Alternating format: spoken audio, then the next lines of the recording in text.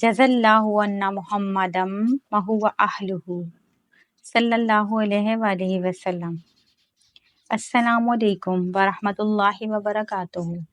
شمس تبریز رحمۃ اللہ علیہ کا قول ہے کہ جب تمہیں کسی سے نفرت ہو یا کسی کے لہجے سے تمہیں تکلیف پہنچی ہو اور اس چیز یا شخص کا خیال آنے پہ اپنا دل تنگ محسوس ہو تو اپنا دھیان کسی ایسے شخص یا چیز کی طرف کر لو جس سے تمہیں محبت ہے۔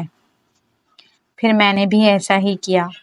میرا دل جب بھی لوگوں کی وجہ سے تنگ ہوا، میں نے اپنا دھیان نبی کریم صلی اللہ علیہ وآلہ وسلم کی طرف کر لیا۔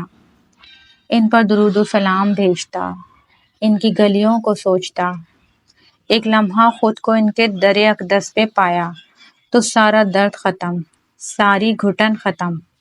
اور یقین مانیے زندگی بے حد چھوٹی ہے، اتنی نفرتیں لے کے، اتنی بدگمانیاں لے کے جانا کہاں ہے، اتنا ٹائم ہے ہی نہیں۔ سو جو انسان کچھ اچھا دے اسے رکھ لو اور جو برا دے اس پر صبر کر لو۔ لیکن ہمارا مسئلہ یہی ہے، ہم اگلے بندے کی ساری اچھائیوں کو بھلا دیتے ہیں، بس ایک برائی کو یاد رکھتے ہیں۔ درود پاک پڑھنے والی زبان بد دعا نہیں دیتی، درود پاک پڑھنے والا دل بغض نہیں رکھتا، درود پاک پڑھنے والا دل بغض نہیں رکھتا، درود پاک پڑھنے والا انسان بدلہ نہیں لیتا۔ درود پاک ایک معجزہ ہے، اور درود پاک پڑھنے والوں کے لیے سب سے بڑا معجزہ درود یہ ہے کہ پیارے آقا صلی اللہ علیہ وآلہ وسلم کی محبت عطا ہوتی ہے۔ درود پاک پڑھتے رہیے۔ صلی اللہ عنا محمدم وہو اہلہ صلی اللہ علیہ وآلہ وسلم۔ یا رسول اللہ صلی اللہ تعالی علیہ وآلہ وصحبہ وبارک وسلم۔